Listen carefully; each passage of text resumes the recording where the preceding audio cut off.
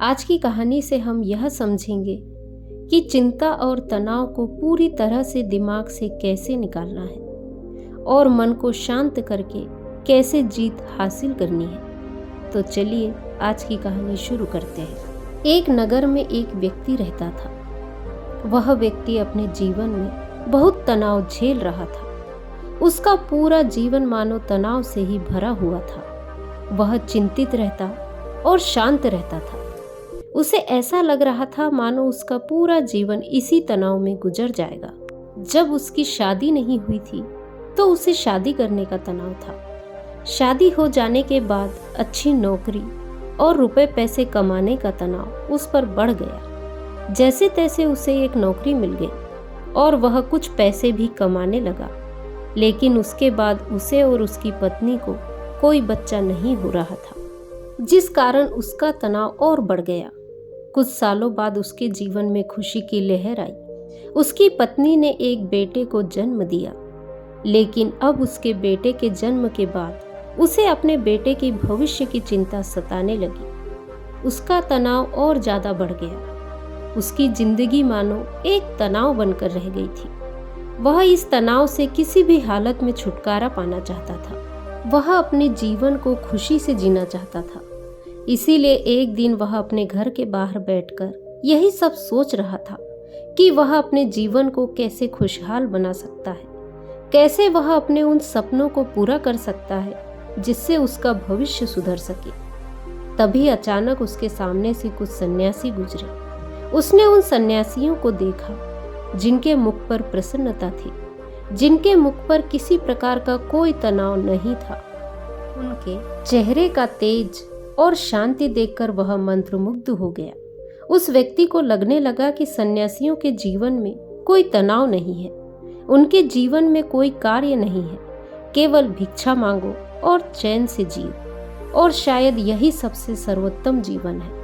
ये सारी बातें उसके मन में घर कर गई। वह दिन रात इनके बारे में सोचने लगा, विचार करने लगा, और आखिरकार एक दिन उसने फैसला किया कि वह अपने घर परिवार को छोड़ देगा और एक सन्यासी बन जाएगा। एक रात उसे मौका मिल गया और वह अपने परिवार के लोगों को वहीं छोड़कर निकल गया और भागा भागा उन सन्यासियों के पास पहुंचा और उनसे कहा कि मैं आपकी शरण में आया हूं, मुझे अपना शिष्य स्वीकार कीजिए। उन बौद्ध भिक्षुओं ने उस व्यक्ति को अपना शिष्य स्वीकार किया और आश्रम में रहने के लिए जगह भी दी। अब वह व्यक्ति उन बौद्ध भिक्षु का शिष्य बन चुका था। लेकिन वह भूल चुका था कि तनाव कोई चीज नहीं है, कोई जगह नहीं है, कोई घर नहीं है, परिवार नहीं है या कोई देश नहीं है जिसे आप छोड़ सके। सन्यासी जीवन ग्रहण करने के बाद उसके जीवन में एक अलग तरह का तनाव उत्पन्न होने लगा। शिक्षा ग्रहण करने का तनाव, रोज साफ सफाई करने का तनाव, और सबसे बड़ा तनाव कि मैं भिक्षा कैसे मांगूं। और वहां पर उपस्थित सभी शिष्यों में यह होड़ लगी रहती थी कि सबसे बड़ा ज्ञानी कौन बनेगा। यह सब देखकर भी उसके मन में एक अलग तरीके का तनाव उत्पन्न होने लगा। कुछ दिनों तक तो उसने यह सब बड़ी ही आसानी से झेल लिया। कुछ दिनों तक तो सब कुछ अच्छा चलता रहा। लेकिन उसके बाद उसे अपने घर, अपने परिवार की चिंता सताने लगी। उसे उनकी याद आने लगी। तब उसे यह एहसास हुआ कि जिस तनाव को वो यहाँ पर झेल रहा है वैसा ही तनाव उसके सांसारिक जीवन में भी तो था। उसने फिर एक बार फैसला किया कि वह इस सन्यासी जीवन को छोड़ देगा और अपने घर, अपने परिवार के पास वापस लौट जाएगा। एक रात फिर उसे मौका मिला और वह आश्रम छोड़कर जैसे ही बाहर निकल रहा था तभी वहां के बौद्ध भिक्षु ने उसे देख लिया और बौद्ध भिक्षु ने उस व्यक्ति से कहा, बेटा तुम कहाँ जा रहे हो? इस पर वह व्यक्ति कहता है, हे गुरुवर, मैं सांसारिक जीवन में बहुत तनाव झेल रहा था और उसके बाद मैंने आप लोगों को देखा। मुझे लगा कि सन्यासी जीवन सर्वश्रेष्ठ जीवन है जहाँ पर कोई तनाव नहीं है। इस कारण मैं सन्यासी बन गया। लेकिन यहाँ पर भी रहने के बाद मुझे उस तनाव से मुक्ति नहीं मिली और मैं तो इससे छुटकारा चाहता था, लेकिन वह मुझे यहाँ पर नहीं मिला। इसलिए मैं यहाँ से वापस जा रहा हूँ अपने घर, अपने परिवार के पास।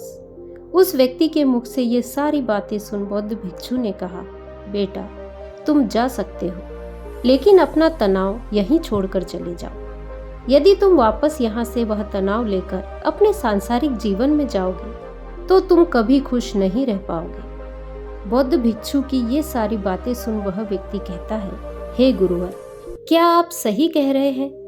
क्या मैं यह तनाव यहीं पर छोड़कर जा सकता हूँ? क्या मुझे इस तनाव से मुक्ति मिल सकती है? इस पर उन बौद्ध भिक्षु ने उस व्यक्ति से कहा, हाँ क्यों नहीं, लेकिन उससे पहले तुम्हें मेरे लिए एक काम करना होगा। तुम किसी ऐसे व्यक्ति को ढूंढ लाओ जिसके जीवन में कोई तनाव ना हो, कोई समस्या ना हो, वह अपने जीवन में खुश और खुशहाल हो।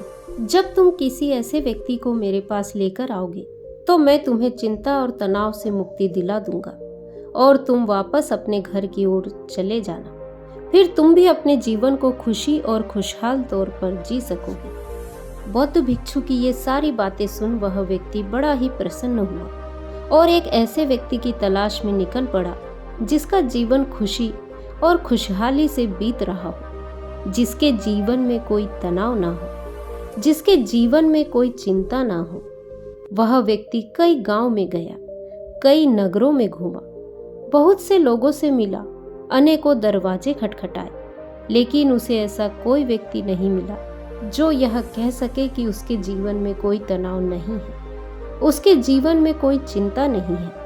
बल्कि तनाव और चिंता की बात करते ही लोग उसे अपनी समस्याओं के बारे में और बढ़ा चढ़ाकर बताने लगे। वह उसे अपनी चिंताओं और तनाव के बारे में कुछ ऐसे बताते मानो सबसे बड़ी समस्या उन्हीं के ऊपर है। धीरे धीरे कई दिन बीत गए, लेकिन उसे ऐसा कोई व्यक्ति नहीं मिला जिसके जीवन में कोई तनाव ना हो। तभी उसे एक दिन एक व्यक्ति मिला। उस व्यक्ति ने उससे कहा, इस पूरे संसार में केवल एक ही ऐसा व्यक्ति है जिसके जीवन में कोई तनाव नहीं होता, जो चिंता रहित होता है, और वह है शराबी, जिसे किसी बात की कोई चिंता नहीं होती, जिसे कोई बात का तनाव नहीं होता, वह तो बस मस्त रहता है। जब उस व्यक्ति ने उस व्यक्ति के मुख से यह सारी बातें सुनी तो वह एक शराबी व्यक्ति के पास गया और उससे जब उसने यह पूछा कि क्या तुम्हारे जीवन में कोई तनाव है, तो शराबी ने नशे में यह कहा कि यह तनाव क्या होता है, यह तनाव किस चिड़िया का नाम है, मुझे नहीं पता। यह सुन शिष्य बड़ा ही प्रसन्न हुआ। उसे लगा कि उसे अब वह व्यक्ति मिल चुका है जिसके द्वारा वह चिंता मुक्त हो सकता है। तभी उस शराबी ने उस शिष्य से कहा, मुझे तो बस एक ही बात की चिंता सताती रहती है कि अगली सुबह की मदिरा का इंतजाम मैं कहाँ से करूं। मेरे पास जो धन था वह तो मैंने खर्च कर दिया, मेरी पत्नी के पास जो धन था वह मैंने उससे छीन लिया, अब मेरे पास कोई धन नहीं बचा। क्या तुम्हारे पास कोई धन है?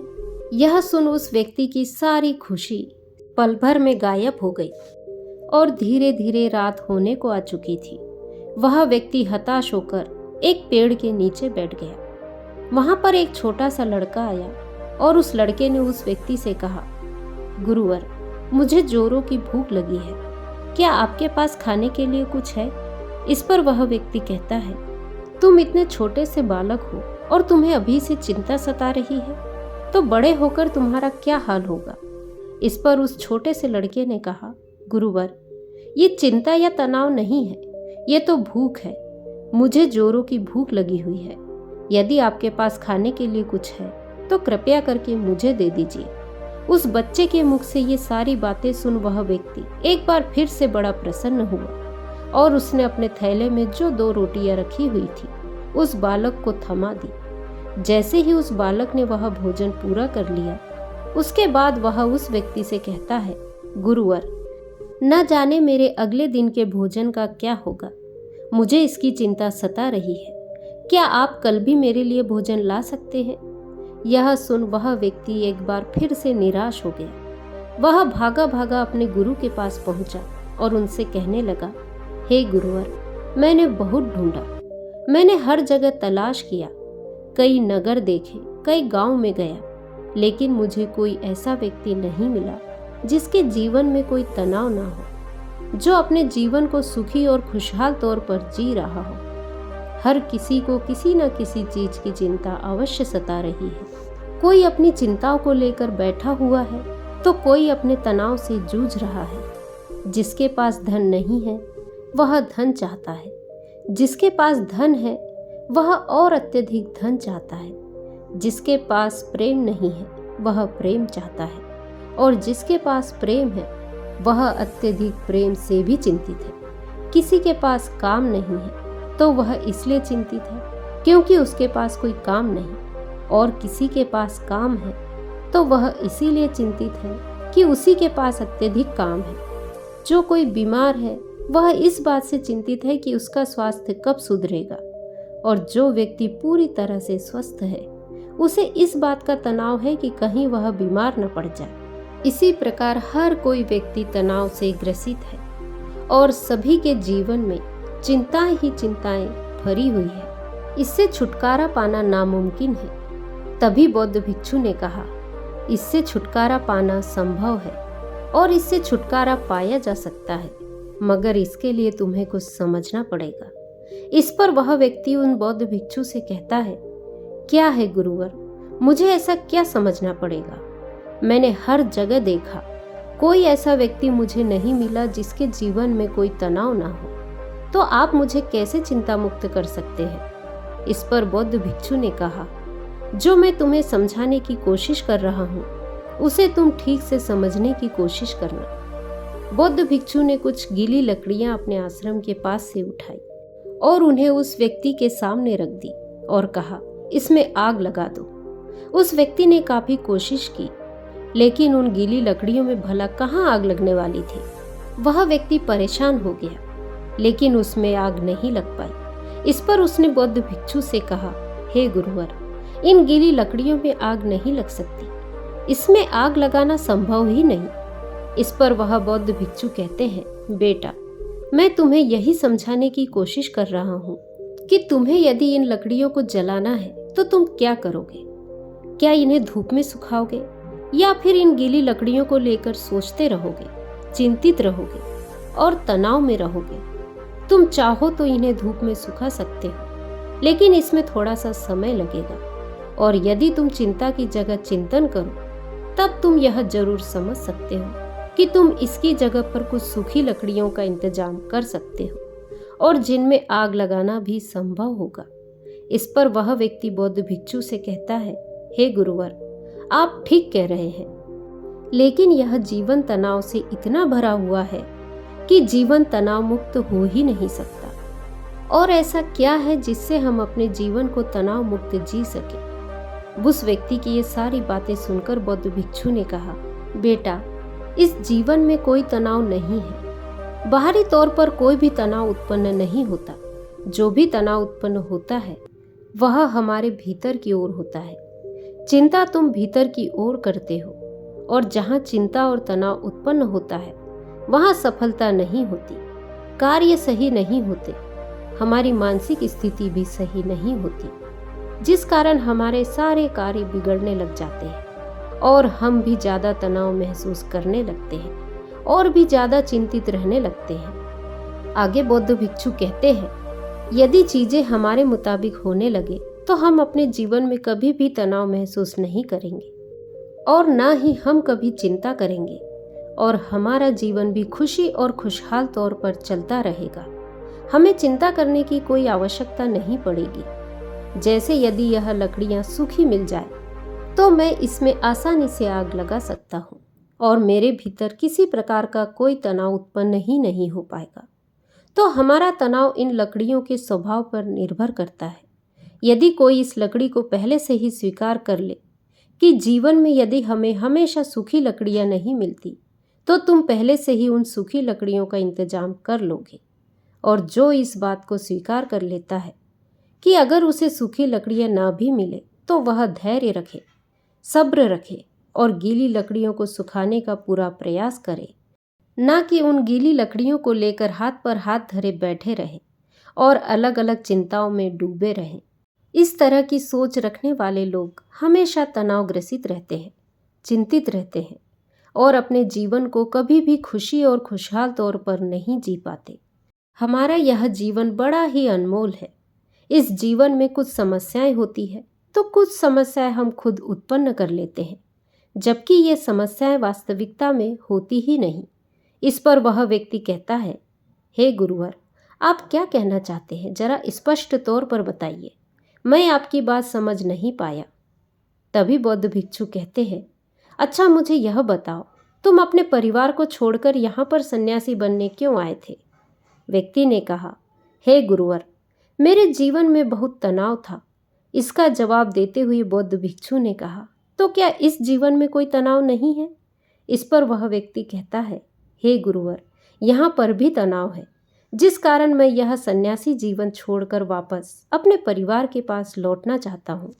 तभी बौद्ध भिक्षु कहते हैं, अगर तुम्हारे भीतर हर एक कार्य को लेकर यही भाव उत्पन्न होता रहेगा कि मैं यह कैसे करूँगा, यह मुझसे होगा या नहीं, या फिर मैं यह कर पाऊंगा या नहीं, मैं इन चीज़ों का सामना कैसे करूंगा, यह मुझसे नहीं होता और मेरे साथ ऐसा ही क्यों होता है, ऐसा ना होकर वैसा हो जाए, मुझे कोई देख ही ना पाए, मैं छुप जाऊं, किसी का मेरे ऊपर ध्यान ही ना जाए, अब मेरा क्या होगा, मैं यहाँ पर कहाँ आकर फंस गया।